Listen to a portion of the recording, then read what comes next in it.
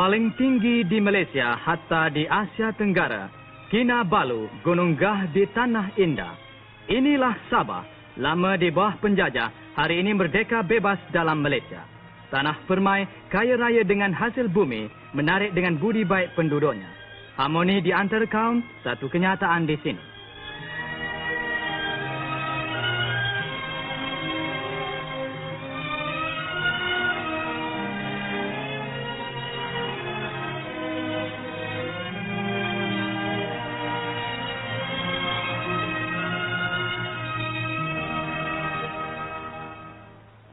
Sabah, 30,000 batu persegi luasnya dengan penduduk seramai 1,5 juta umat.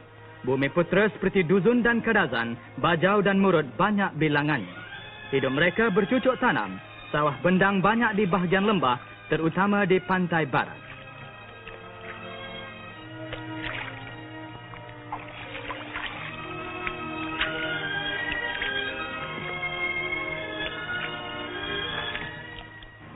Kekayaan Sabah dalam hutan belantaranya.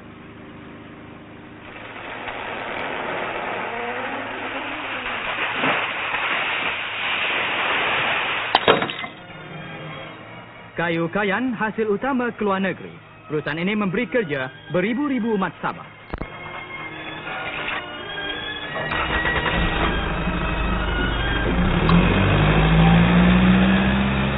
Sungguh pun kayu kayan itu dieksportkan sebagai kayu balak, tetapi ada juga dikilangkan dalam negeri.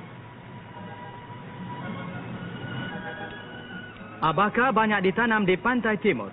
Hasil abaka ini menjadikan Sabah pengeksport yang terbesar dalam Commonwealth.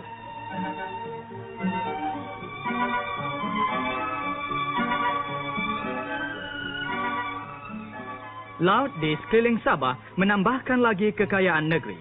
Di sini, udang diusahakan untuk diekspor.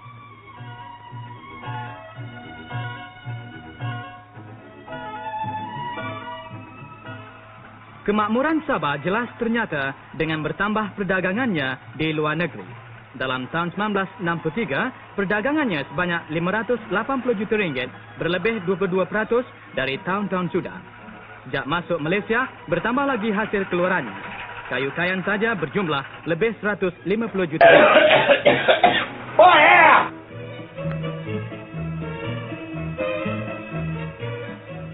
Dalam sependek masa sejak merdeka dengan Malaysia, Sabah jauh maju jaya. Tapi di lapangan politik, pada awal-awal merdeka, ada perbalahan sesama kawan dalam perikatan parti pemerintah. Hal ini memang perkara biasa dalam masyarakat bercorak demokrasi yang bebas. Tetapi dalam peringkat perkembangan politik, tujuan utama segala-galanya perpaduan bangsa. Pada 15 September 1965, penduduk Sabah diberitahu yang di-Pertua Negaranya, Tun Datu Mustafa bin Datu Harun telah memutuskan enggan memegang jawatan tertinggi sebagai yang di-Pertua Negara Sabah bagi tempoh kali yang keduanya. Di dalam satu siaran khas, Tun Datu Mustafa menerangkan sebab-sebabnya. Dalam masa 2 tahun, saya berkhidmat sebagai yang di-Pertua Negara. Saya telah berpeluang menyaksikan banyak kemajuan-kemajuan dan perkembangan-perkembangan dalam negeri Sabah ini. Saya juga berpeluang memerhati tumbuhnya kebijaksanaan berpolitik dan perasaan keyakinan atas diri sendiri di kalangan rakyat sekalian. Sungguh pun begitu, yang penting sekali dalam negeri ini ialah untuk memahamkan apakah haluan yang sebenarnya bagi menjamin dan menjalin nasib kita dan anak-anak kita di masa hadapan. Maka untuk melaksanakan tujuan ini, saya telah memutuskan untuk mengundurkan diri dari pelantikan sebagai yang di-Pertua Negara bagi kedua kalinya. Sebaliknya, saya akan mencebur kembali dalam gelanggang politik dan terus berkhidmat untuk kepentingan rakyat Sabah seluruhnya. Tak berapa lama, Datuk Pangeran Haji Ahmad Rafai pun mengangkat sumpah jawatan sebagai yang di-Pertua Negara Sabah yang kedua. Perlantikan itu diperkenankan oleh Sri Paduka Baginda Yang di-Pertuan Agong atas nasihat Ketua Menteri dengan dipersetujui oleh Jemaah Menteri Negeri. Tun Datu Mustafa dilahir pada 31 Ogos 1918 di Kampung Limau-Limauan dekat Kudat. Beliau bersekolah di St. James School, tetapi hidupnya berusaha sendiri. Pada umur 16 tahun, beliau hanya seorang pelayan pejabat di Pejabat Daerah Kudat. Tapi tak berapa lama, naik pangkat sebagai Kerani Bumi Putra. Bulan Disember 1944, beliau lari ke Filipina dan masuk gerila menentang Jepun.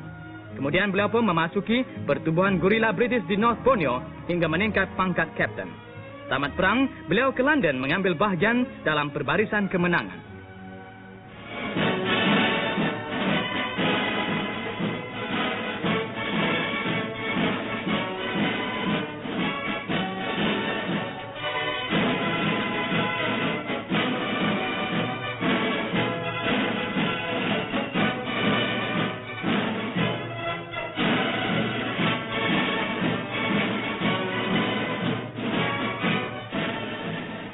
Selepas perang, beliau belajar sambil berkhidmat. Dilantik sebagai Ketua Bumi Putra, beliau berkhidmat di Majlis Undang Negeri dan Majlis Kerja North Borneo. Konsep Malaysia Tengku bulan Mei 1961 membuka jalan untuk kemerdekaan Sabah. Pada 24 Disember 1961, Pertubuhan Kebangsaan Sabah Bersatu atau USNO pun terbentuk dengan Tun Mustafa sebagai Yang di-Pertuanya yang pertama. Bersama-sama dengan ahli-ahli Majlis Wilayah Borneo yang lain, Tun Mustafa pun menemui Tengku mengkaji cara-cara hendak merdeka dalam Malaysia.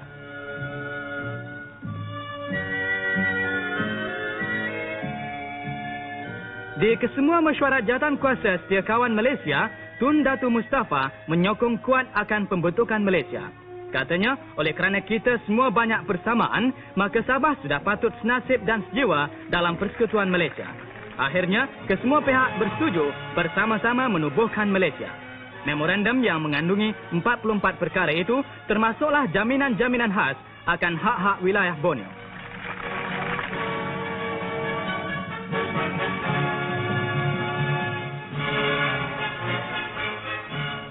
Pada Julai 1963, pembentuk-pembentuk Malaysia pun menyain persetujuan yang bersejarah itu dengan kerajaan British.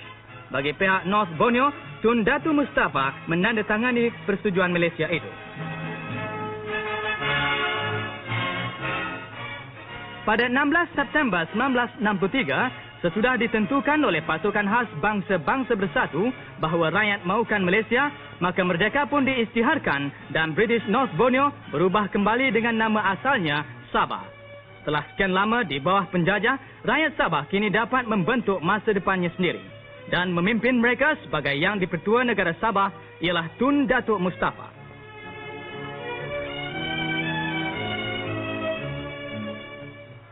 Allah